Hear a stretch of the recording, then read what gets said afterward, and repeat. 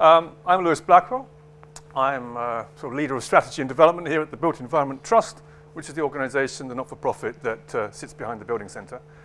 As you may have noticed on your way in tonight, we have another charitable activity going on upstairs with our partners NLA. They're doing an event in the aid of Land Aid, and the bar up there is all the proceeds from the bar go to Land Aid, and you're very welcome to use it. I hope you have. And afterwards, it'll still be running, and you're very welcome to stick around and network and do whatever you want. But it's a very good value bar. It's actually cheaper than our normal drinks. I don't know how they do it, but it's fantastic. Little housekeeping matters. Turn these things off, or at least turn them to silent. You can tweet if you want. Exits, of course, up the stairs or out through that way should we need to exit in a hurry. We are videoing tonight's event. We tend to do this these days because we have a fantastic new video thing running in here. So if you're not meant to be here, now's the time to leave or put on your Donald Trump mask or whatever you do in such situations. But little housekeeping there too. If you're going to ask a question, which I do hope you have some questions, wait for the microphone to reach you so that actually it can be heard on the video subsequently. Now, tonight's speaker, Kai-Uwe Bergmann from BIG. I think you all heard about BIG, that's why you're here. You've probably also seen some of Kai-Uwe's very exciting talks that out there on YouTube and things. I'm certainly really excited to find out what they're up to because they seem to be behind some very exciting projects, some of which we don't really know that much about. So I'm rather hoping we're going to find out a bit more about those. I also hope we're going to find out some more about the things we have seen. So this fantastic structure that I think got general acclaim when it went up at the Serpentine last year, which isn't always the case with Serpentine Pavilions, but certainly this one, I don't think I've read a single negative word. It was all very exciting, and that kind of excitement that BIG generate with their projects, perhaps is contained in this, sort of intimated by this rather enthusiastic description of Kai that I found, Kai-Uwe, on Architizer. And it described him as the engine that drives so much of the operation. Kai is like St. Nicholas. That was interesting, I thought. He's warm, burly, and excitable. I'm not sure. That's more than St. Nicholas, surely. I mean, was St. Nicholas that excitable? With a nose for opportunity. Again, not really St. Nicholas. I think wasn't known as an entrepreneur. Kai received his Master in Architecture from UCLA, worked for a Seattle architecture firm in the early 2000s, and in 2006, Kai organized a West Coast lecturing tour and a series of meet and greets over 4 days that left Bjarke Ingels breathless. When Kai asked for a job, Bjarke acquiesced ecstatically. That's quite unusual, isn't it, when somebody does it? So that enthusiasm we see on the internet is clearly very much for real. Once ensconced in Copenhagen, Kai-Uwe became architect, negotiator, ambassador, and DJ. Now, we're not really going to be able to stretch to using all those skills that he clearly has, and probably more besides. But I did catch him just as I arrived a bit late. He was here still sort of mixing together his talk. So those remix skills clearly never gets away from them. This talk is freshly made. It's not something that he brought in the can. It's all been put together. He did say, I think I'll show some new things tonight. So that's pretty exciting. So I don't think I need to say any more about him because you know, as I say, stuff about him. I've just given him a really rotten intro that's got you all a bit breathless there. So what we're going to do is we'll have a talk, and then we're going to take some questions. I'm sure you will have some ready. So please put your hands together for Kai-Uwe Bergmann.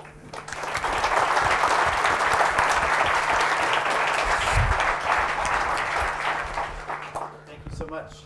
Actually, one of the most incredible intros. And it is amazing whenever you can actually have a lecture and a beer in hand. So I love the Building Center. I am honestly here to speed through hopefully an overview of what we are currently doing, what we've recently done, what we're currently doing, and where we would like to work in the future. So I would just say sort of fasten your seatbelts because we have about 350 slides to go through in an hour. This is our office in Copenhagen. It's very much still kind of the nucleus, the DNA. We're in an old abandoned Carlsberg bottling factory. And it's an amazingly sort of cathedral-like space that 240 of my colleagues are working in. We moved about 2010 to New York to follow a project there. And that office too, this is an early picture, but has actually grown to about 220 people. And with Bjarke, Thomas, Beat, Sheila, and myself and Daniel Sundland all there. And I'm also happy to say, as of April of last year, we actually have opened an office here in London. And there are quite a number of colleagues right here in the audience. Also, a lot of friends, a lot of consultants that we work with. So it's really nice to sort of see the spread of people that are so meaningful to the projects. That said, as much as we get credit for this, I think it also should be said that AKT did a really important job on getting this done structurally. We had also Fiberline, that is the manufacturer of the actual boxes and bricks, that also really helped us. Can you believe that when you get this assignment, it was December 15th, they wanted construction drawings February 1st. So literally you're going from concept to finished kind of drawings within 6 weeks. Then it goes through sort of permitting phase, it goes through costing, it goes through construction, but literally by the end of May, everything has to be built and finished. It's an incredible process, and one that we were really, really thankful to be a part of. So I hope that many of you saw it. For those who didn't, this is the kind of idea that actually is at it. It's basically a wall that turns into a hall. And that as you see the building or the pavilion sort of obliquely, it's a mass. And then as you look at it straight on, it actually sort of disappears. And is, in essence, sort of the ability to sort of be there and sort of be non-existent at the same time. With a simple building element of the brick. The brick also becomes sort of extended and small as it moves up and down the wall. So this wall that turns into a hall served its function here. I'm really proud to say that we're currently in discussions with the City of New York to bring it to New York, and then it will go on to Vancouver. That's one of our clients actually picked it up at the end. I'm going to go very quickly through some old projects because I do feel that they kind of set the tone of how we think. So the VM houses were really our first real building. Bjarke at the time was about 29 years old, and Julien, so this is from the plot period. And the VM house was about how to build a residential project of basically 250 units with 80 different unit types, but to build it in a dense sort of way, but to also consider the intimacy. So the whole faceting of the building from a V and an M is so that when you're actually in a building looking out, you don't look across into the bedrooms or into the rooms of the others. You're looking sort of past. You're looking sort of aside. And that was also the ability to sort of think about how a balcony, a terrace, or in this case a balcony, can really create a new kind of vertical landscape, so that when you're grilling in the sort of afternoon, that you can sort of say, I need a pinch of salt, and then the salt is sort of picked up and brought over across multiple terraces or balconies to you.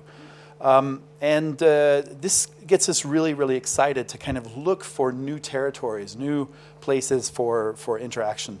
It's really hard when you're outside even to know where an apartment kind of ends and begins and stops. So some are studios, 1 bedroom up to 4 bedrooms. And everything is built sort of in a sort of structural system. These are places also that really want to bring the daylight in and push through, because again, you're in Scandinavia. So look at the stair treads, they're perforated. So the daylight is actually coming in and getting pushed through normally opaque or solid materials. The materials outside are long-lasting Ipe wood windows and sort of aluminum facades. The success of the VM houses, 250 units sold out in 3 weeks. This is 2005-6. led the same client to purchase the property next door. So that became the Mountain in 2008. The Mountain is 80 units of housing on top of 450 parking spaces. Now the city had wanted to build a separate parking in yellow and the residential bar building in blue. But the first 3 to 4 floors would have just looked directly into a parking garage. So we simply asked the city, since we received this master plan, what if we actually created a sort of base of parking and then basically placed the housing on top so that we would have 80 south-facing units, and you would have a very nice outdoor area towards sort of an L-shaped interior. And the city acquiesced. The city said, that's a nice idea.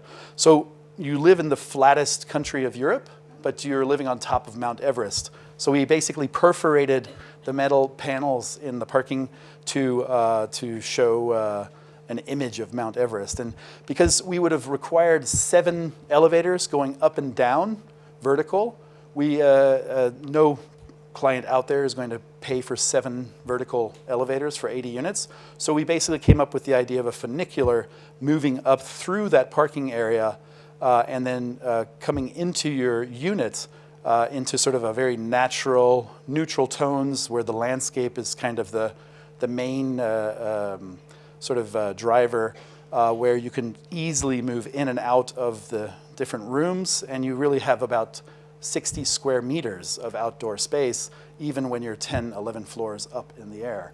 So really a suburban life quality that's really hard to find in an urban setting. So how do you take the elements of suburbia that so many people love, safety, outdoor, indoor, and how can you actually bring that into an urban quality or an urban condition? So we then ended up, the 2 previous projects are just north of that black tower. And then the 3rd project that we got with the same client is called the 8 House. I say this because it's really important to actually know that many of the clients that we work with actually have also come back to us to kind of do a series of projects. So at the moment we're doing 4 projects for Tishman Speyer, 3 projects for West Bank. We've done 4 projects for Per Höpfner, who's did these first 3. And that's a really important part, is kind of the relationships that we build with the different clients that we're working with. Something that I think in England people really appreciate is this concept of prefabrication. So in the land of Lego, Denmark, a lot of things are actually prefabricated. Structural elements, facade elements, bathrooms, stairwells, and basically about, I'd say, 80 to 90% of any construction site is prefab, made in factories, brought to the site, and then sort of craned into place. So I think England is sort of toying with a lot of these things, but the contractors aren't really sold on the benefits of this. But when you are in the land of Lego, if this building, take a look at this building, because every single unit is about, I think it's 18 centimeters above the next. So there are no straight floors. It's a continual movement up, because we're taking the ground plane with a ramp, and the ramp moves through the building all the way to the 10th level. So this is the ramp moving all the way up to the 10th level, where you can ride your bike, take a baby stroller, or so forth. So if this was site cast concrete, the form work would make this prohibitive. You wouldn't be able to kind of spend all that labor. But because it's all prefabricated and everything is keyed in, it's actually just a puzzle that you're putting together. And whether that puzzle is basically a rectangular box with straight floors or this, it's the same price. So this building right here, which is all straight floors, was actually at the same price or slightly above this building. It's also to understand the construction techniques that are actually used in different places, and to look for chances of kind of using that to your advantage as an architect. we have in the 8 house 3 levels here of retail. We have a double layer row house, then flats, and then a penthouse on top. So when you actually look at this, it's a kind of layer cake of program. What I also really like and appreciate in this master plan, which is called Eurostad, look at this water right here in the foreground. That is basically rainwater. So think of that any storm drainage system in any of your projects takes an amenity, water, and puts it underground, and then there are these big pipes that literally take it away. What they've decided to do is to create detention ponds, collect the water, and then sell the flats adjacent to the water for a higher price, because people will pay more to look at water than they do dirt. And so there's a value, a hidden value that we literally just get rid of when actually, if we think about designing our cities a little bit more, value-driven, or in this case, that you could have actually open water versus just closed storm water, that there are opportunities that we're not tapping into just yet. Imagine also what that quality of water does with the sun bouncing into the units. You can play on it, ice skate, you can kayak in the summer. So really, it's about thinking about all of these things that are around us and how they actually can affect the very building that you're designing or the spaces that you're designing. So if we look again at the layer cake of program, penthouse, apartment, row house, retail, you can see in this section that we're basically looking for the ideal width. So the retail width gives us the chance to put a row house and that ramp that goes up. Then we have flats with balconies on both sides, and then we put a penthouse on top, and that again gives us the room for the ramp. So that's how we basically are able to bring that all the way up to the top. Now, these are projects that you know. That's the kind of big that you have maybe a perception of. I'd like to show you, and up until this point, Big is 16 years old. We have 16 build projects. So we literally, the output of Big over the last 16 years has been about 1 building a year. Many people ask, how can you have 440 architects with an output of 1 building a year? Well, times are going to change, because just in the last 6 months, we actually have completed 6 built projects. And that's what is part of the kind of reason that I'm really happy to sort of come here, is to kind of show you and peel back a little bit of what's going on currently and what we can look forward to in the time to come. So when we moved to New York 2010, and when we sort of looked back into the history of the city, it's really interesting to sort of see, this is the 1940s, the entire edge, the entire coastline was all about commerce. So it's all about boats and freight and cargo and people, passengers, and it's just coming in. No one wanted to live along the water. That's in a way why there was a creation of Central Park. The green line inside the city was more valuable than the blue line, the edge of the city. And because it was all just a working city. There was dirt, there was smog, it was smells, there was really, an active but not necessarily a nice place to live. Times have changed. So in the past 15 years, these green areas are all parks that either have been implemented or that were existent but then built into a system. So Governor's Island down here, Brooklyn Bridge Park is a new park. We have the Battery. We have the Hudson River Park. We have our upcoming Lower East Side Resiliency Park, Roosevelt Island, and so forth. So what is happening is that the blue line is suddenly becoming more important or interesting than the green line. Or in this case, it's a blue-green line. So we got a project 2010 where Douglas Durst, a developer in New York, is giving us one of these sites on the edge, and it's a residential project. It's a really atypical type of project, but one that shows what's going to happen up and down the entire water's edge.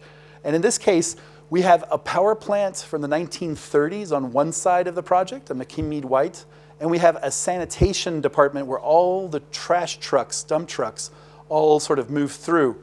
And the reason for sort of internalizing or creating a courtyard was in essence that the views out to our neighbors weren't necessarily that great. So what we wanted to do was to focus on the water and focus internally. So we, in essence, looked, that's the site right there in relationship to the rest of New York. It is the site kind of sort of bringing the concept of New York skyscraper typology, marrying it with a European courtyard typology to basically create a court scraper, a new type of building. And the court scraper has a few unique things happening in New York. Typically, a courtyard building takes the courtyard all the way to the street. In this case, we wanted to preserve the views of the building just behind us because it's the same client. We raise the courtyard to the second floor, so we have a full podium, a full retail area down below. We raise then the northeast point, 44 floors, to get the full FAR, and that still provides 80 to 90% of the views from the building behind, and the sun can come in into the courtyard. And it's basically it's an adaptation of the courtyard building for a New York context. So that is now built. It took us 6 years, from 2010 to 16, and basically what Central Park does on a city level, we are doing on a building level. And this is proportionately exactly 13,000 times sort of smaller than Central Park, and we actually also are programming it to actually have very similar spaces as Central Park. You'll notice that the width is 60 feet, so that's like a street in New York, and you can see how if you look at the edge over here, as the other side clears that edge, we can then create bay windows above it. So we're really sort of going all the way to the 60 foot straight up with balconies there for every unit. And then we have an additional bay window as you go up. The park itself, as I mentioned, is programmed and has a lot of different areas. There's also, this is a rental project in New York, so that also has an amenity package of a swimming pool inside, a half-court basketball court, a poker room, of all things, with leather wall coverings. But what's really, really unique is that this building has, you're living in the center of the city and you are looking out at nature. You can open your window and hear birds chirping. And also to note that this building is 20/80, meaning 20% of the units are affordable. So out of 710 apartments, 142 are around $600 for a one bedroom, which if any of you guys, a month. So if any of you guys kind of correlate that, that's a pretty incredible deal. Those are all based on median, basically, incomes. I know that equity and providing housing for all socioeconomic levels is also a very important topic here in London, and certainly also in New York. The one bedroom for market is around $3,600. So there's a $3,000 difference between the subsidized and the non-subsidized. If we just take a look at sort of, if we kind of nerd out on the drawings, here you can sort of see how we have double loaded corridors. So you have a unit that's looking in and a unit that's looking out. And then also note that there are units as you kind of get to the end that are multi-story and are able to have a lot of different types of unit types.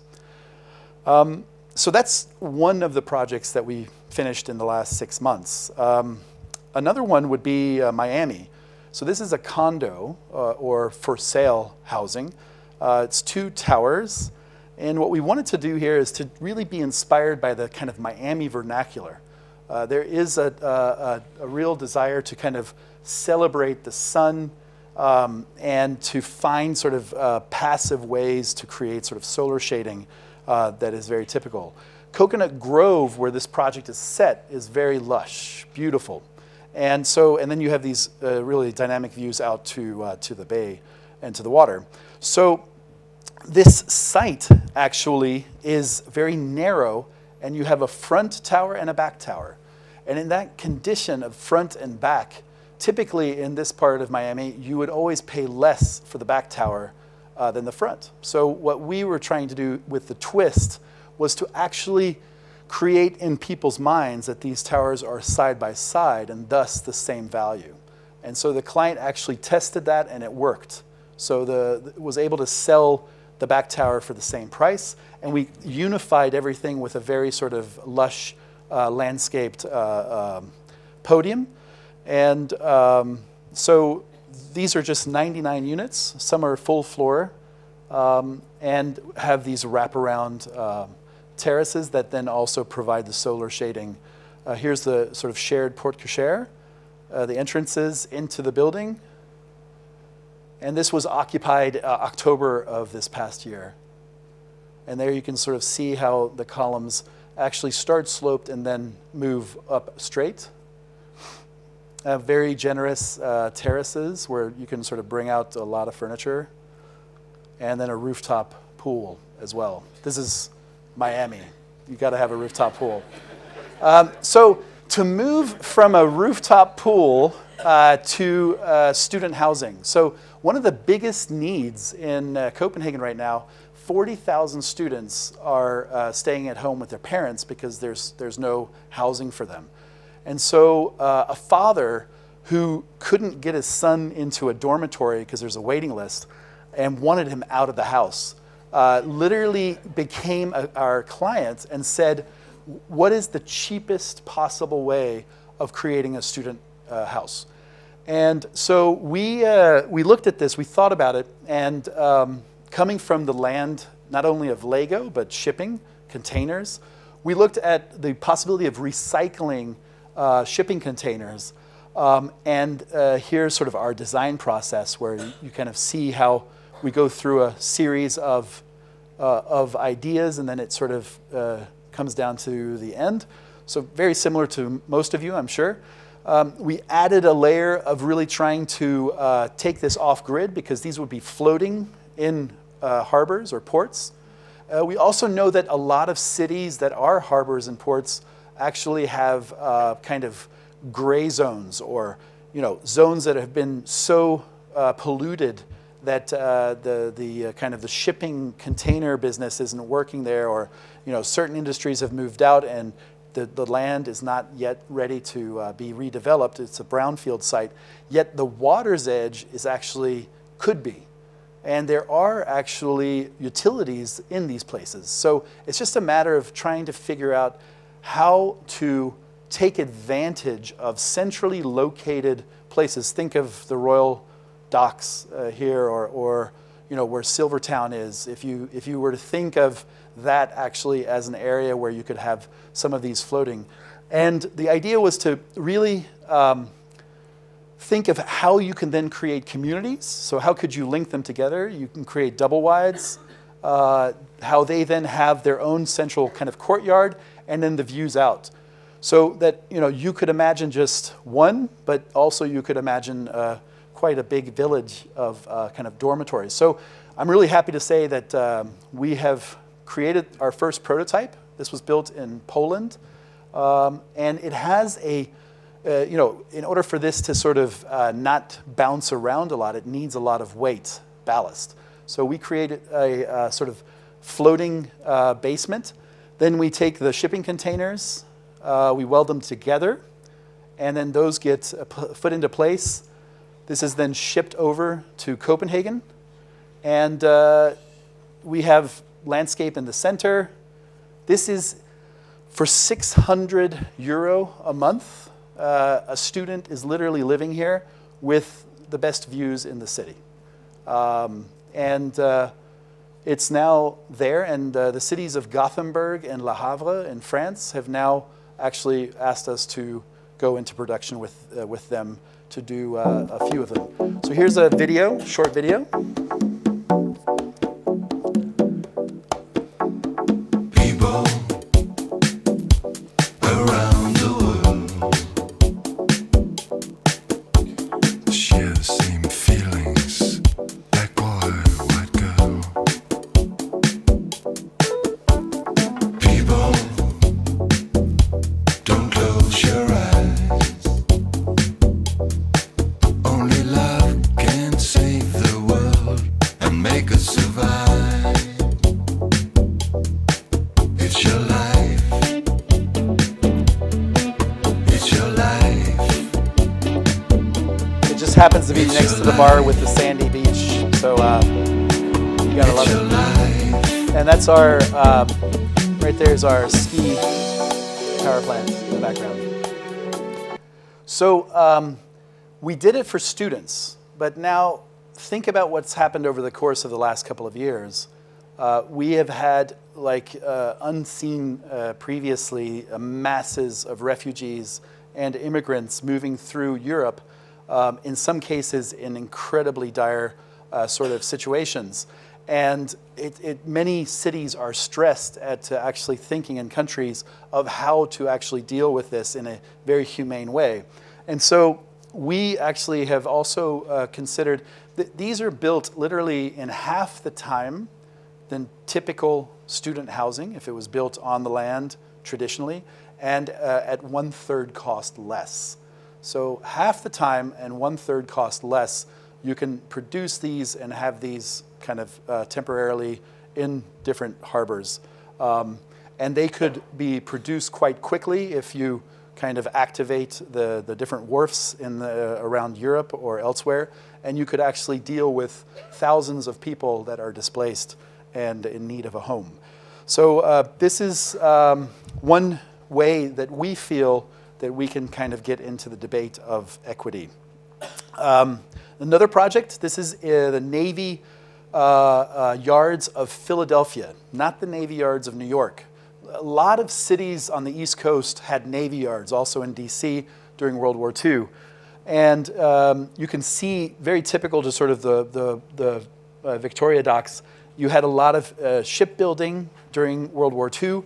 And then, of course, since then, you've had a lot of mothballed ships, meaning that they're just sort of hanging out. It's no longer a Navy Yard.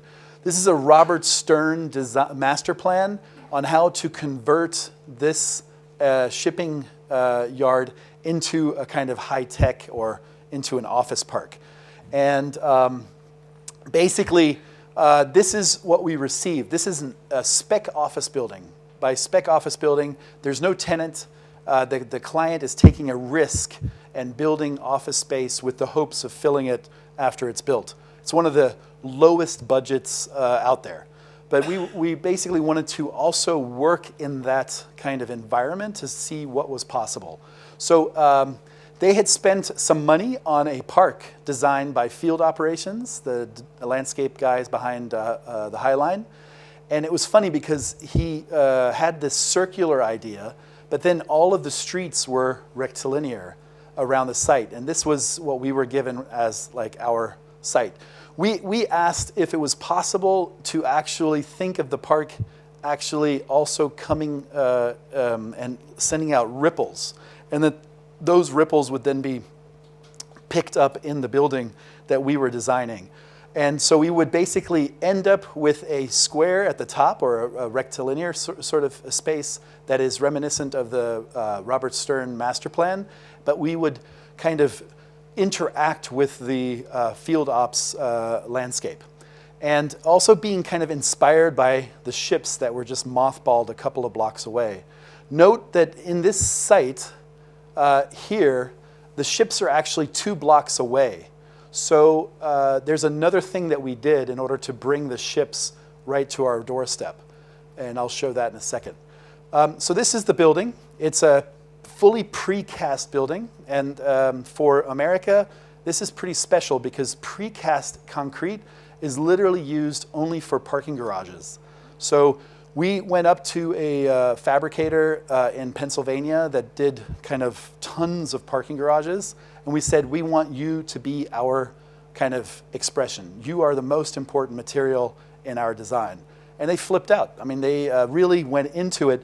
And if you look at the scale of these folks, you start to begin to appreciate the scale of these panels. Very, very large. So this is a 4-story building. And what we did in the atrium was that we created a periscope.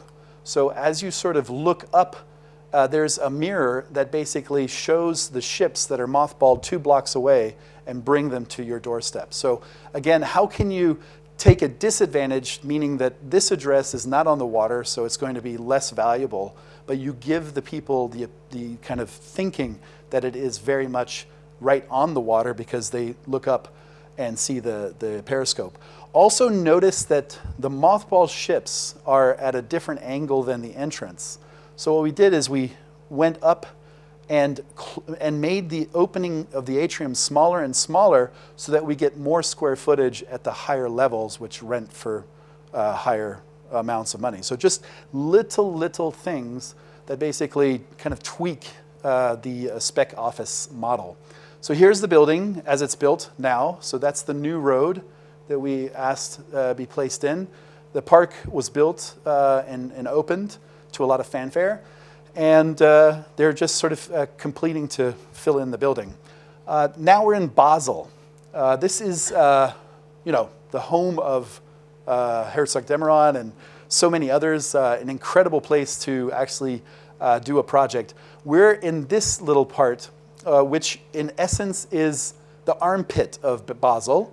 It's where all of these train lines converged and created this kind of island of warehouses in the center. The train lines are no longer necessary, or just they've been decommissioned.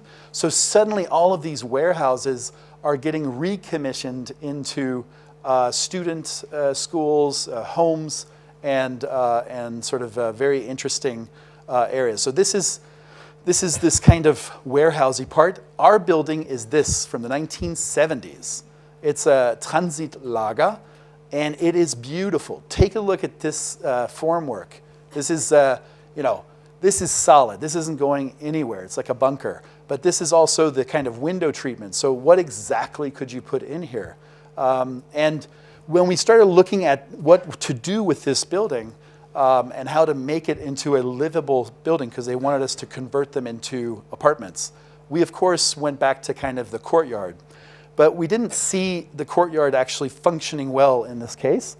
And so we stacked 3 new levels on the old and zigzagged it so that we would have these individual green gardens that are above. So this is the existing building. We placed 3 floors on top. They have cores. We spin them around 45 degrees, structural grid, and then we pull out the ends for some dramatic effect. And then we just make sure that the solar exposure is getting to the landscape. So here's a few, and here's the finished building. It was just finished in December. I don't have a lot of photos, so I can't show you what it looks like exactly from the bird's eye, but they'll be coming shortly. And you'll see that we basically cut the wall to increase the window heights here. These are live workspaces, so they are maisonettes, kind of a la unité de habitation. And then these are basically flats with terraces all around. And our final building, finished in December, is the Bunker Museum. And you're going to see this, the opening with the Queen is coming sometime in May. This is a German bunker from World War II right here. And it was basically any ships coming from England or so trying to come along the west coast of Denmark. But the funny thing is they built the bunker, but they never brought the turret. That was still being made at the time that they actually lost the war. So in this bunker, this is all World Heritage sites, because you have a bunch of incredible bunkers that go and line up this edge of Denmark. Very similar to the north of France. And These are protected. These sand dunes are protected. You can't really move them or develop anything in them.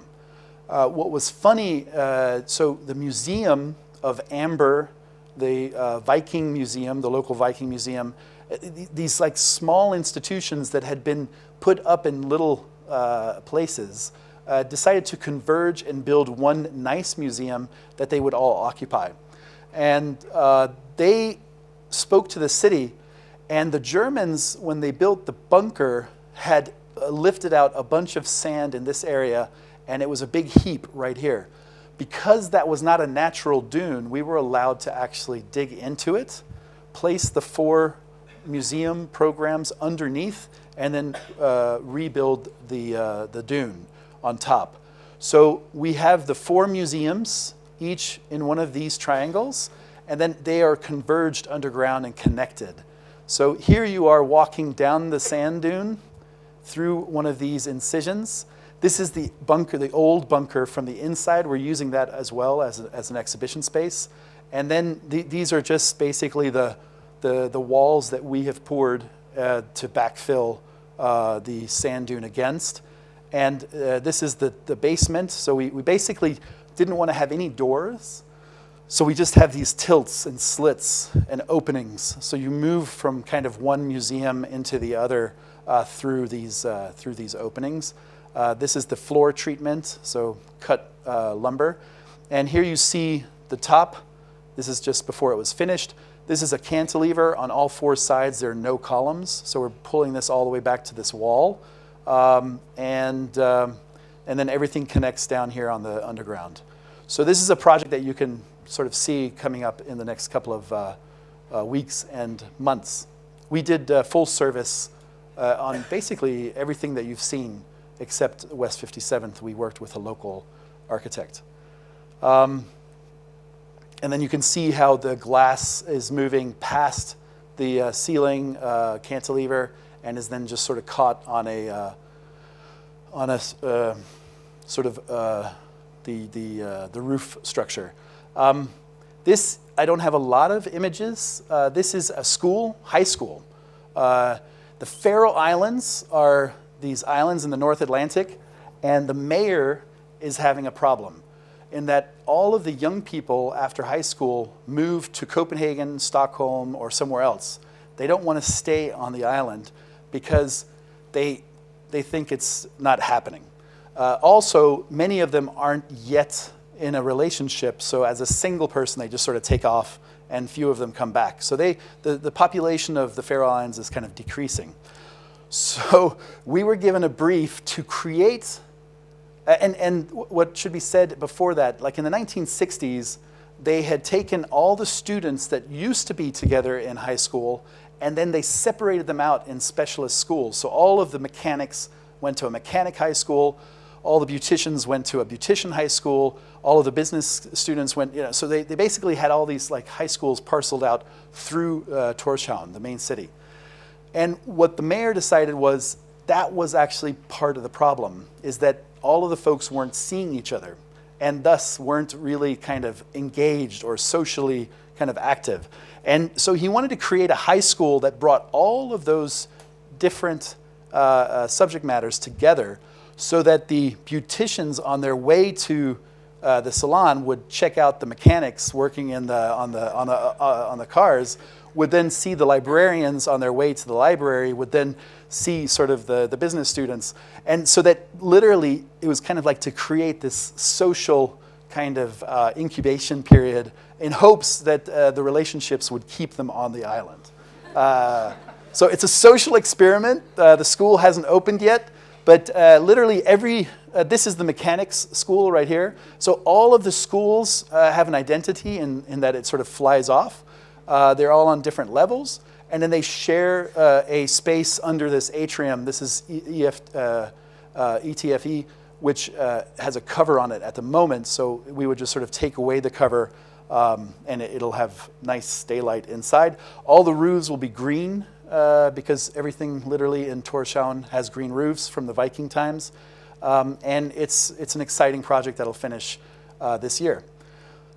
Moving now to New York. So this is the Spiral. We're at the Hudson Yards, very close to the High Line. And the owner of the Spire is Tishman Speyer. And they own the Rockefeller Center. They're very proud of it. And when you look at the Rockefeller Center as an office building, 1930s, what's really beautiful and wonderful is actually how much was invested in the public realm. If you take a look at just sort of the spaces in between buildings, the ice rink, places where they can program in the winter and the summer, and then take a look at all these roof terraces. This is original, 1930s. This is the investment that they made back then into a kind of a typical office building. What have we lost, right? I'm sure actually here in London you actually do have some pretty amazing high-rise buildings. But in New York, what's typically done is kind of, an extrusion, a skyscraper built on a podium. And the Rockefeller was sort of creating a lot of different levels. Even the sort of, when you're on top of the rock, is an amazing place. So we were thinking of how to kind of take the efficiencies that are demanded within the high-rise kind of typology and give it some sort of more nuanced kind of quality, which we felt was a spiral of green spaces. So this is a zoning envelope of what a building in this part of New York would look like. This is the High Line, which has its terminus right here. And we take the High Line into the Skyline by a series of gardens that almost on every level you would be able to actually walk out of your office space into green space. So you can see it right here. And this green space, the spiral, also moves inside. So you also have spaces. Here's a typical office where we would sort of start to stack these two-story spaces one on the other. Of course, it's dependent on who's leasing and how many floors. So there would be situations where you would not do this, but this is basically what we see as the potential of this project. You'd be able to sort of move out, move in, and connect a variety of floors through the staircases and just have a really good communication. So this project is actually moving forward. It's in SD, which is schematic design, and we hope will grace the New York skyline in the future. This is a little presentation of Bjarke. I'm going to let him speak for a little bit. The Flatiron in downtown Manhattan is an architecture born out of a specific moment in New York real estate history where skyrocketing land value intersected with the advent of steel structure and elevators and transformed a difficult triangular site into one of the most striking landmarks in New York, becoming the namesake for its entire neighborhood. And for us at Big, this is a perfect example of how we like to work. We like our designs to respond to their surroundings. We like them to inherit their attributes from the challenges and potentials of their environments. Like, for instance, this court scraper in Manhattan that combines a courtyard with the density of a skyscraper, creating a warped pyramid on the waterfront of the city. So essentially, our buildings end up looking different purely because they perform differently. Take, for instance, this financial center in Tianjin that inherits its stalagmite silhouette from the structural challenges of building taller than half a kilometer. Or this observation tower in Phoenix that allows the visitors to experience a three-dimensional 360-degree panorama of the surrounding city, almost like a heavenly body hovering above the desert. And finally, that brings us to Vancouver. The first time I arrived in Vancouver, I drove across the Granville Bridge, and I was struck by the beauty of the urban panorama of the slender glass towers rising against a backdrop of the sea and the mountains. And right here where Granville Bridge triforks, we've been invited to reimagine the gateway to the city. This is already a site in transformation. Granville Bridge is being transformed into this pedestrian parkway, almost like a Canadian cousin to the High Line in New York. And right where this new green promenade touches downtown, it's going to create a new urban oasis, which is going to become our new neighborhood. So first of all, we thought, why don't we reimagine the traditional urban podium and turn it into a lively village full of alleyways and plazas for like a dense, lively urban environment of like restaurants and retail underneath a green carpet of grassy roofs and under the canopy of the bridges. And for the tower, there's a general 30-meter setback requirement from all the bridges to ensure that nobody lives too close to the bridge, reducing our tower to this like tall, slender triangle. But also to respect the neighboring park, we had to sort of recede our silhouette to ensure that they get daylight and sunshine, reducing our footprint to only 600 square meters.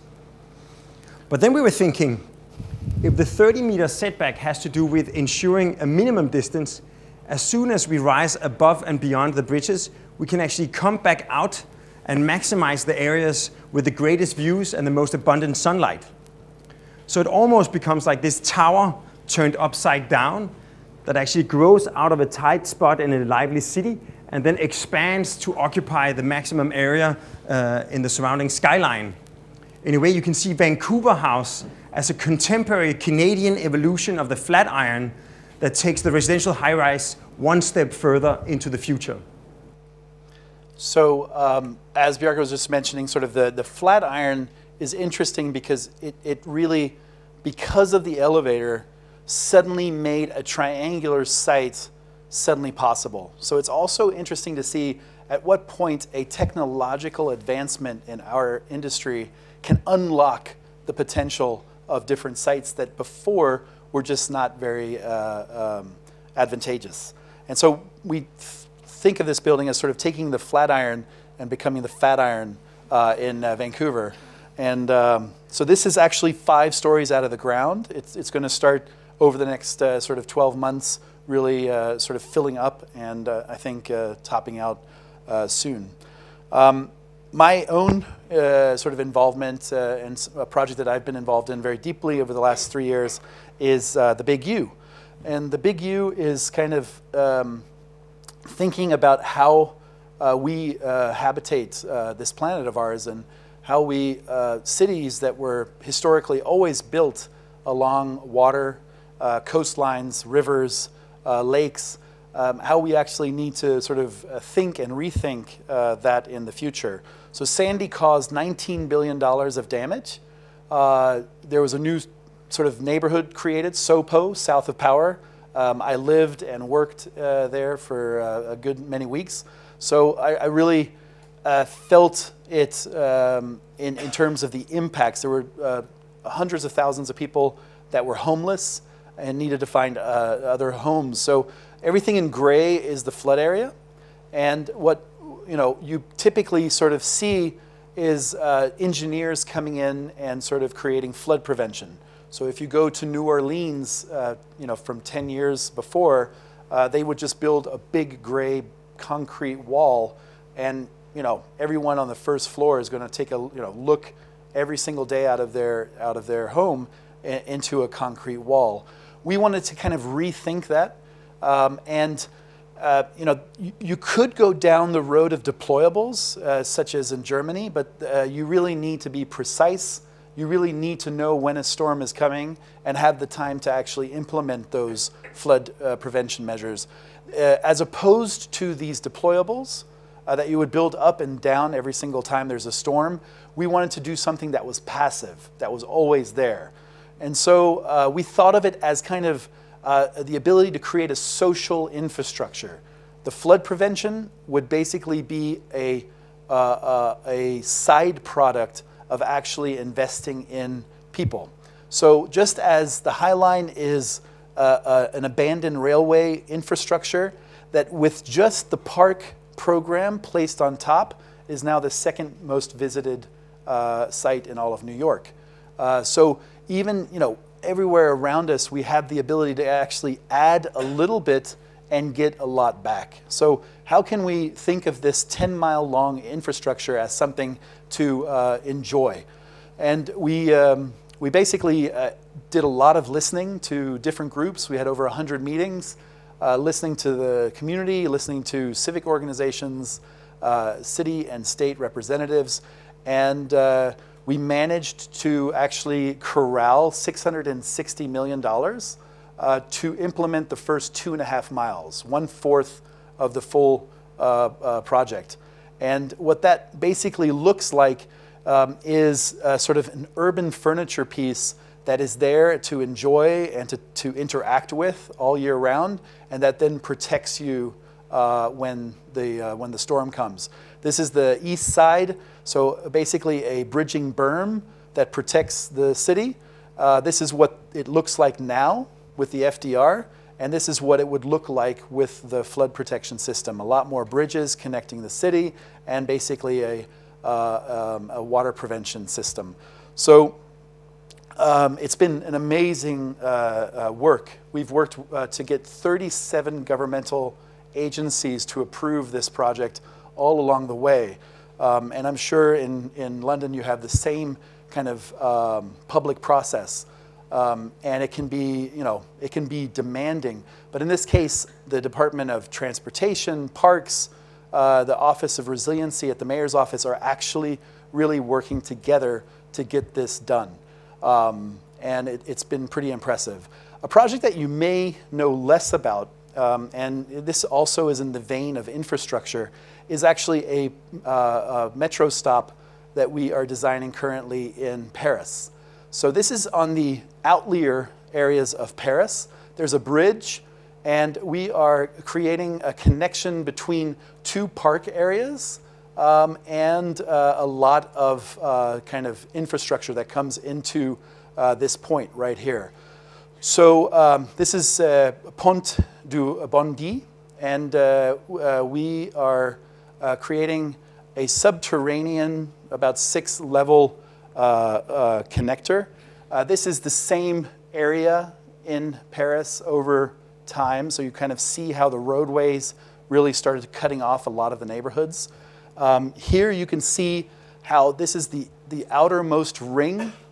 This is all of the kind of connections and metros that are happening. And now there is a desire to kind of fulfill that ring all the way around Paris so that you can actually move in the suburbs. So we create a bridge, pedestrian bridge across. Here are the different levels.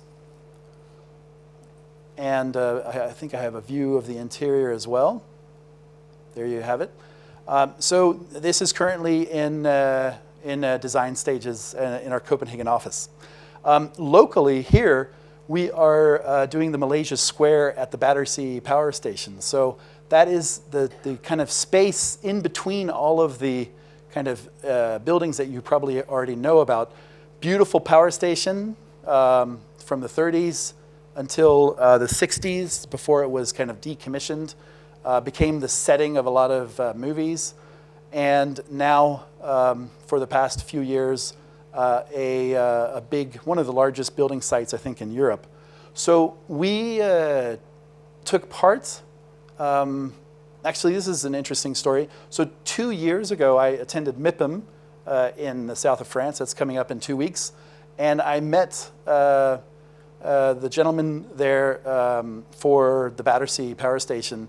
And we talked about, of course, we were interested in doing a lot of the buildings, but he had heard about our work in the public realm, like Superkilen Park, and invited us to a competition that was all landscape architects. So we were the only architect that was sort of invited. And we managed to show a project that is really born out of movement. So we looked at the site. This was this is the existing condition that Vignoli had designed.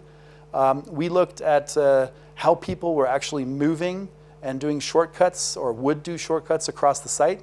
That then gave us the space. We wanted to program it so that you could sit here for the different performances, and it needed to work on 3 different levels. So we're inspired. Remember, this is Malaysia Square. So the reason for that is that $9 billion pounds of investment from the Malaysian pension funds is going into the Battersea. It's the same type of investment, I guess, if you go all the way back to Canary Wharf, where you have the Canadians' pension funds kind of kick-starting the Canary Wharf. And if you go to Canary Wharf, there's a place called Canada Square, which is kind of interesting to think of this as Malaysia Square.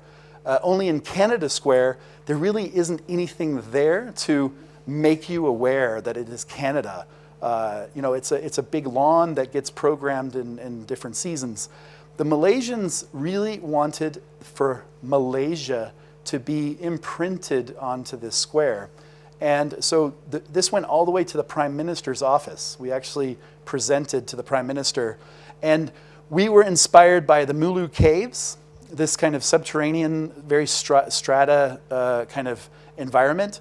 And what we proposed was to go to like 33 different quarries around Malaysia and to pick up aggregate from all of those different quarries, and then to basically bring that into the different strata of our Malaysia Square. So it's literally you're walking on Malaysian kind of soil and aggregate. Then at night it also lights up because it's called the Electric Boulevard. And so this is one of our projects that we're doing right here in the London office. And that, again, sort of takes me to Superkilen, which is another park, not a building. So what are architects doing designing parks? But since then, so with the Big U, the Superkilen project, all of these projects, we've actually started to develop kind of a specialization also in landscape. So Big is actually now, we have a landscape department, we have interiors, we've always had it, space planning, and we've also started with engineers. This is not to put engineers out of business, this is actually to kind of do an engineer assist where we can work through our conceptual thinking and have the kind of argumentation and the kind of critical thinking that really would help us work with all of the great engineers that we work with today. So this is kind of a way for us to deep dive into the projects that we're doing. And Superkilen was this 1 kilometer long public park. Before, it was an area that was very derelict, a lot of hypodermic needles, a lot of stabbings. And so what the city wanted to do was to kind of invest in this neighborhood. And rather than kind of tell, it's a very multicultural area with 60 different nationalities living there. Rather than telling all of the sort of new immigrants to Denmark to sit on a Danish bench or to sort of read under a Danish streetlight, we asked the people to crowdsource different objects. And we got over 1,000 different suggestions. So we made adverts in the local newspapers asking for suggestions. And then we kind of edited it down to 108 objects that were then placed. So everything from the sewage lids to the benches to, in this case, this is a Moroccan fountain that's now in Copenhagen. There's a Qatari dentist sign that's just behind there. Baghdad swings, a Thai boxing rink that people like bring their gloves and do practice. A litter bin from the UK. So everything is nice and neat. And a red square sign from Moscow that's now on a shawarma stand. And even the landscape is sourced from different places. So in China, you have palm trees that can grow in a Scandinavian climate. So we source those. And it's crazy how suddenly this is then becomes sort of a phenomena beyond just what we had imagined. The iPhone campaign decided to use Superkilen as a kind of as a test drive of their photo capabilities, and suddenly Superkilen started popping up all over the world, and we started getting sort of Instagram shots of people seeing themselves with the ad. But it's just really nice to sort of see. We have different board games that people can sit down, so you can play Go or checkers or chess. Palestinian soil that these two girls wanted to bring and place on top of the black. So it's really a park made by the people. And I think that that's also why the people sort of have taken incredible ownership of that project. I'm going to close on just a couple of projects with local office, Thomas Heatherwick. We, of course, are designing 3 different projects, 2 in Mountain View that are now under construction, and then the King's Cross headquarters here in the UK.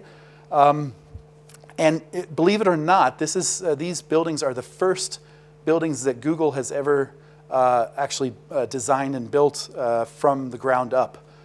For the past 20 years, they have only occupied existing buildings.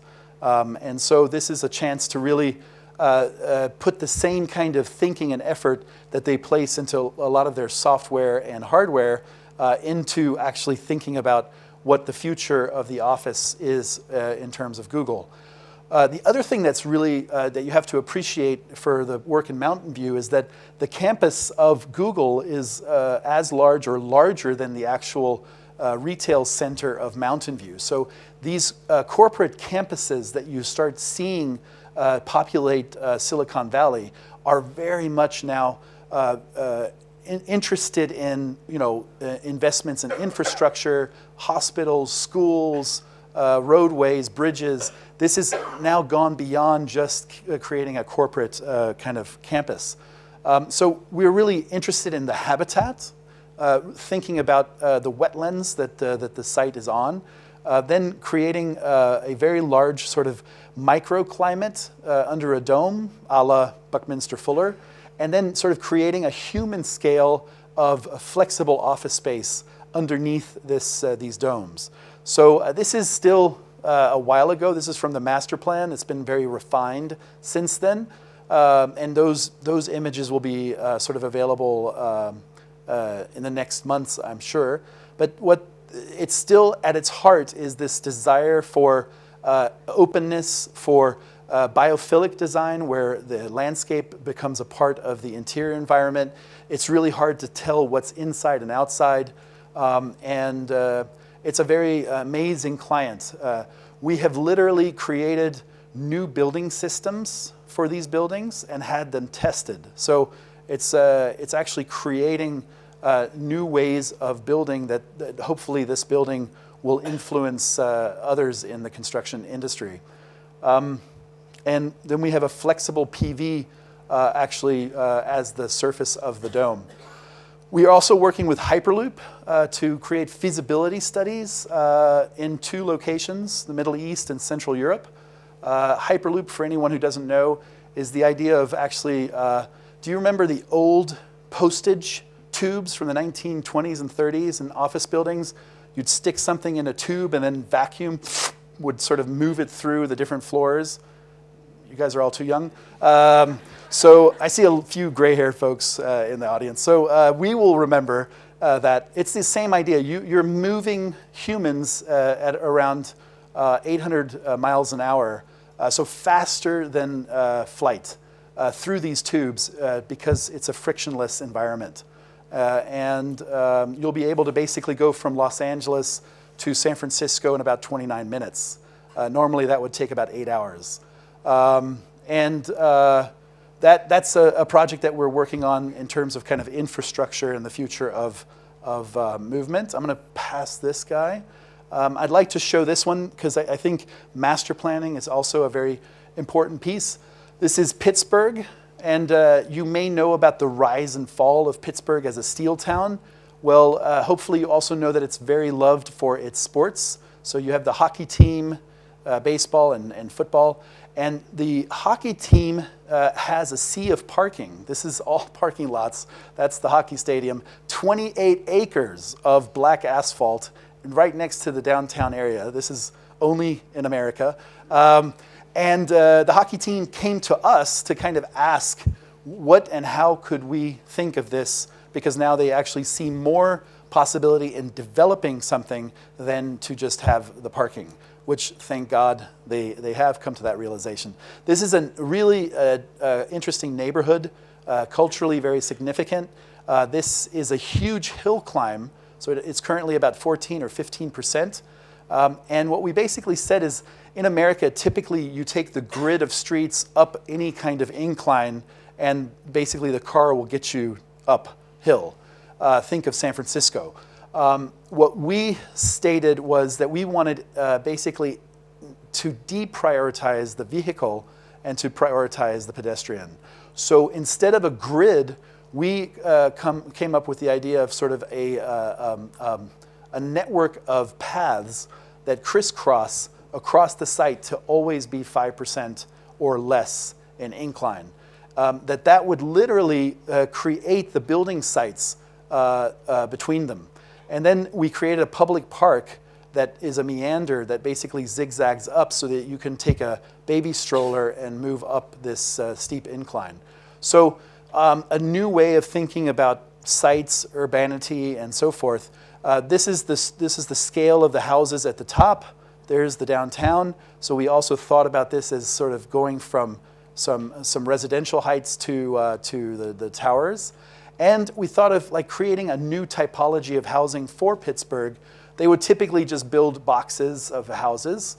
And we said, why don't you actually create kind of terraced housing to take advantage of those views?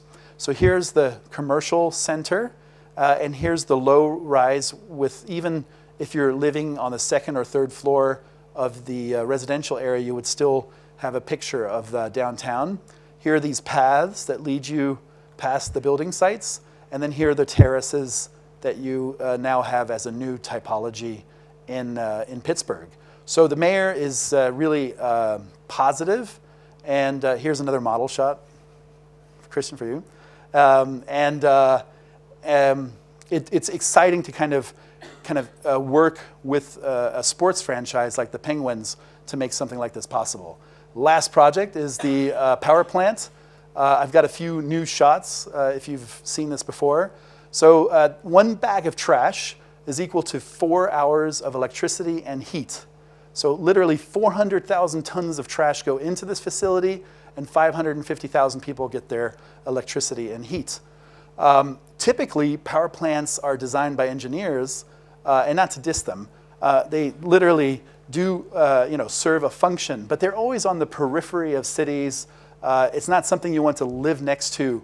So we wanted to kind of rethink the typology, because waste-to-energy plants only make sense if they're in the center of the city and all the dump trucks can get to them easily. So here you are building the most expensive building in the city, and it's also the tallest. So we thought, why not sort of look at all of the recreation facilities that are happening in and around this power plant. And literally, Scandinavia has the climate for snow, but Denmark doesn't have the topography. We do have mountains of trash, so why not place a ski slope on top of this power plant?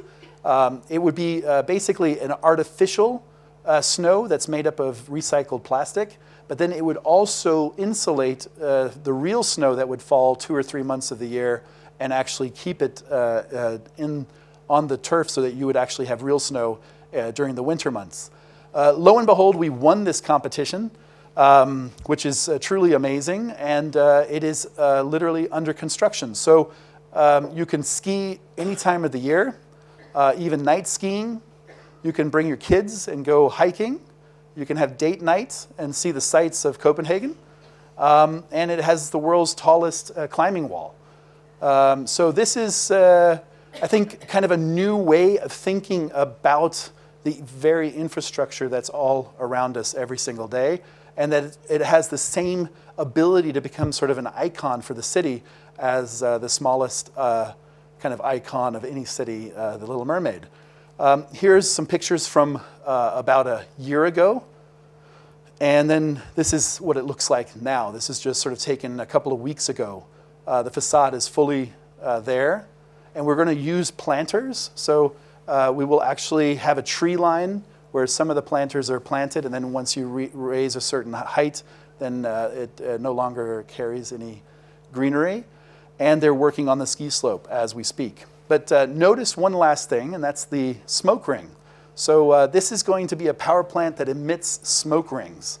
And that's to basically communicate with each and every one of us about what our carbon footprint is. So this literally, every smoke ring will be a ton of carbon that's burned in the plant. Just as Big Ben can strike 3 and you know it's 3 o'clock, this will tell you kind of how much we're using as the citizens of Copenhagen. So in the future, you can come to Copenhagen, ski down a power plant, and pop up, puff out smoke rings. This is not something that you can just go out and buy naturally in a smoke ring store. So or a vapor store. So you do have to actually, we have a group called Big Ideas that's made up of kind of rocket scientists and different engineers, led by Jakob Lange, one of the partners, and literally is actually prototyping this in our backyard. So this is a test from a couple of years ago. This is about 1/5 or 5 the scale.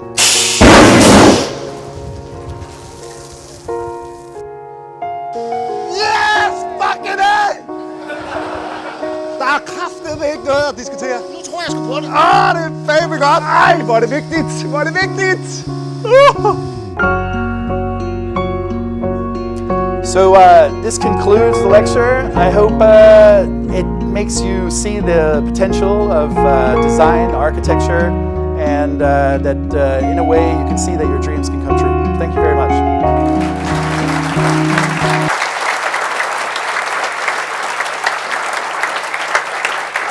Thanks.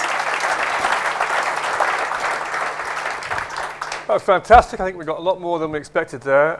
We do have a little bit of time for questions. So if anybody's got a question, there's a microphone roaming around. Please put up your hand. And here we are, at the front. Christian, please. Here's the microphone. Hi. Oh, hi. Christian Spencer Davies, A Models. A question for Kai. You don't seem to have much to do, so how do you spend so much time on Facebook? Interesting question. I think what we have, I mean, you could say the same for Bjarke and Instagram. I think though what these communication tools give us that I think prior generations did not necessarily have. Remember that our office was founded the year that Arc Daily was founded. And if you think of the shift within media from magazines that were produced and editors of those magazines choosing which projects go in, and that literally there were probably 10 to 15 projects that were in a magazine, to today being exposed to hundreds of projects all over the world, and you can pick and choose which projects you want to get and do a deeper dive into. What I think that, you know, the kind of Facebook, the Instagram, and all of this has given us is a chance to actually interact with people in a way that was not possible. So if you had published a book 10 years ago, you actually didn't know who purchased it unless they came up and asked you to sign it. Now you can actually have a conversation when you publish a book. You can actually put it out there and people will write questions and you can answer them, and you can actually have things where hundreds of people engage with that. Or think about when I speak to you, this is a room of, I guess, maybe 200 people or 150 people. If this is videotaped, and then put onto YouTube, maybe 1,000, maybe 5,000 people will actually see it. It's a way of actually kind of leveraging things and interacting things. And what I hope is important is to kind of just bring design to a larger group of people that would typically not engage with design. So that's why I'm on Facebook so much. I've never been asked that question though. Could I ask a question, actually? Because you're leading that kind of communication forward, engaging with those people. You mentioned like Buckminster Fuller as a reference for one project there, but is there's a certain consistent themes in the work, a sort of intimacy at scale, in innovation, prefabrication, various things we saw kind of working across different projects. And I wondered if you could just say a little bit about perhaps the foundations, the reference points for the practice. Sure.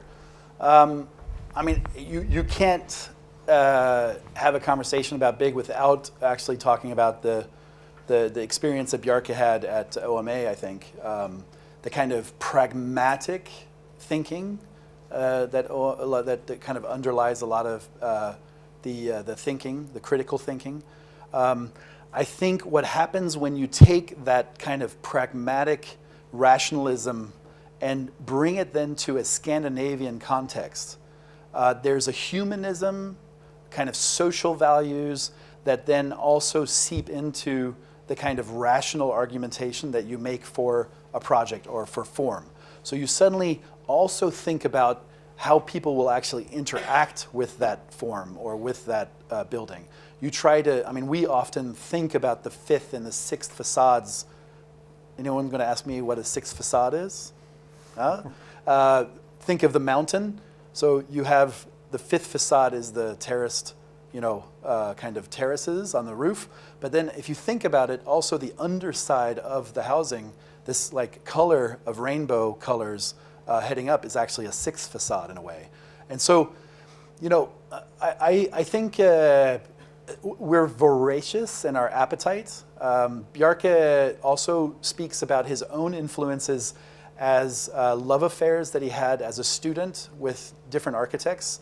He would like fall in love with an architect, read about them, visit their works, and then get bored of them, and then would just sort of like break up and go for the next relationship.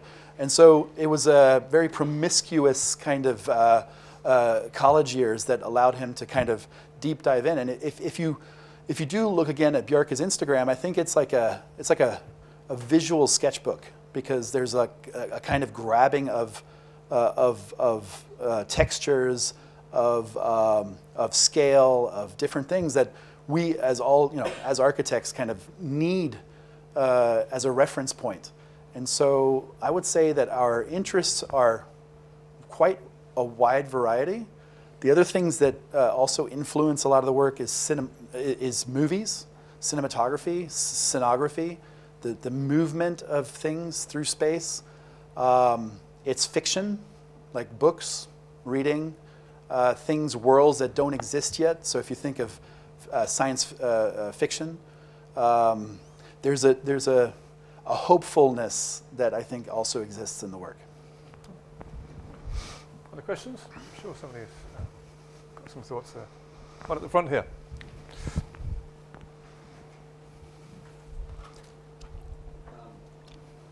For a student that's thinking of going back to do their diploma, and they could do it anywhere in the world, I mean, if you could go back and it's for example, it was your choice, what would you go for? What would you try and study? What would motivate you to study it for a diploma? And would there particularly be a university of your choice? Yeah. I think actually the things I remember most, and I did this myself, is actually travel. I think when you look at Tadeo Ando, never went to school. He literally traveled, I think, for 10 years with his wife around the world, saw things, sketched them, and that was his education. The book that Le Corbusier wrote that interested me the most was called Journey to the East, where he actually like traveled to Eastern Europe. Western Europe is kind of chic, it's in, everybody loves it. Eastern Europe and East, kind of the tinges of Asia was kind of like unknown.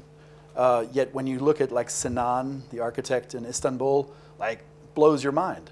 So I think that discovery for each one of us, and that basically is just something that's very personal. I think schools and universities can prepare you and provide you tools and help you see things, but then I think at some point you just sort of have to like go out on your own and trust your instincts. Go ahead. Hello. Could you say a bit more about how you interact with people in the neighbourhoods in which you build? You touched on it a little bit, but perhaps a bit more about the consultation process, or what kinds of projects you involve them in, or conversations you involve them in, and how you go about that. Yeah. I think community engagement is really vital in understanding the needs of the community. I do, however, think that without the proper engagement scenarios, you end up sometimes with very kind of fiery and vocal kind of professional community engagers, activists, which what you're seeking in a community engagement is actually as broad of a reach of the general public.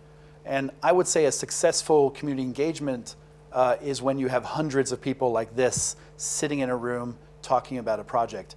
If it's literally 15, 20 people, and they literally are at every community engagement meeting, then I think it's a very singular kind of engagement, and can sometimes push projects into the wrong trajectories. So what we did for the Big U, because it was a very disenfranchised area, basically Lower East Side is our first section. Many of the people still don't speak English. They speak Mandarin, Spanish. So we would have actually translators at these meetings so that people who may not have spoken up because of fear of how they sound in English felt empowered to say something. And we didn't just meet once on a given sort of Tuesday at 7 p.m. We met with the same group 3 different times at 3 different times of day so that we could ensure that different age groups and different people would come. So it's a very time-intensive process. It's not every project that can kind of do that or has the funding for it. But in any kind of massively civic project, I think it's a really, really important part of the project. Yeah. Yeah, so we call it feedback loops, and in the case of the Big U, we have met with the same community boards, I would say in some cases 10 times through 3 years. So we give them sort of up-to-date every 3 to 4 months. We meet with them to give them an update as to where the project is and to again engage and get their support. The only way that the project got the $660 million was because of all the letters that the citizens wrote in support of the project. Okay, there's a question down the front. We'll get you right after this. It's about the same project, actually. How did you persuade sort of the transport engineers and the flood engineers and to work others together? To work, yeah, or to allow an architect to kind of take a lead in. It's a super interesting question because we created the vision of the Big U as a competition project that was funded by HUD, the Housing and Urban Development Department. Once the $660 million was announced, suddenly everyone wanted to get some of that money. And the way that the mayor decided to tender it was through something called DDC, the Department of Design and Construction, New York City, Transportation Department, not architecture. So the Transportation Department builds roads, bridges, and tunnels. And in there, the way that they decided to tender it was, because it needed to happen fast, was to do it through a framework agreement that had been decided 3 years before Sandy even hit. So 10 engineers, most of whom had no flood experience, were actually the ones that were going to get this gig. And then they were going to look for sub-consultants to help them reach that goal. So suddenly we went from the driver's seat to somewhere on a highway with our thumb out. And it didn't look good because these were big time engineering firms, the Jacobs, just that they literally in that department have hourly rates that you have to accept, but they didn't even have an hourly rate for an architect because they never had to hire one. So we had to basically go into the DDC Transportation Department and basically say that this needs an architect. And they were like, why? There are no buildings. So we had to say, well, look at the High Line. The High Line has field operations as the landscape, Piet Oldorf as the horticulturalist, and Diller Scofidio as the architect. No buildings, but there's an architect. And so we had to talk about public space, textures, pavings, and it literally was a year-long process where nothing happened except for creating a wedge of space for ourselves. Take this question here. I think it probably has to be the last question. Just Hi. Yep. My name's Alan Crawford of Crawford Architects. One of the big issues that is hot on the agenda in London is the provision of low-cost housing, starter homes. The solutions that you've developed seem very innovative, and they work very well in the locations that you've illustrated them. I wonder if you picked up these buildings and transported them into the centre of London, if they would be as affordable, and with the teams that you have and the research that you're doing, which is amazing, fascinating insight, I wonder how far you might be researching prefabrication, for instance, for low-cost homes, because I think, if you look at Battersea Power Station, where you're doing the amazing landscaping work, a one-bedroom flat there is £1 million, for instance. So, beyond the realms of affordability. And is it actually possible to provide I think, to answer your question, I think it's totally possible. And the situation that we find ourselves in most often is that we are in one of the most conservative industries on the planet. So it's driven by contractors, it's driven by insurance companies, it's driven by banks. We could actually have a very, it's driven by architects who undercut other architects' fees, because they're going to be willing to actually pay for the ability to sort of work on a project in order to get a reference for it. So we all are in this together, and I think that what we have to do is to educate the contractors that there are other ways of building. We have to educate the insurers that doing mixed use in different ways should be insurable. Remember the Mountain Project? Those are private flats sitting on top of on a public parking garage. So remember that the master plan separated those? That's because the insurers, that's easier for them, right? They can insure a parking garage and they can insure a residential project. Once you put those two things together, what happens when someone forgets to stop the bathtub and it starts to overflow, and then someone's car gets flooded below it? Like, what happens? So we have to, and if you it's so amazing, like, it's a very cultural thing. The 8 House, the ramp. So I showed that project in America one of the first times we had some pictures of it, and the first thing that someone said is, can't do it. I mean, think about it. It's going to ice over, someone's going to flip right in front of your door, going to sue you. And if that's the thinking, that someone is going to sue you because they were stupid enough to, and then we have to hack the system. We have to go in and at every point make argumentations against that kind of thinking. Well, I think that positive, innovative attitude is probably a good point to wrap things up, because you've been standing here talking for an hour and a half and you haven't had a single sip of that beer that you were looking No, it's gone. It's good. Did it magically went? Check I didn't it see that go. Yeah. We must get you another one, I hope. Yes. And maybe you can talk to people one-on-one a bit when Of course. it happens. But I'd just like to say, you can all get a beer yourselves upstairs from Land Aid. Well, not from Land Aid, but helping Land Aid with a small donation. So I hope you stick around, and I'd just like to say a very big thank you to Kai-Uwe for a fantastic talk. Thank you. Thanks.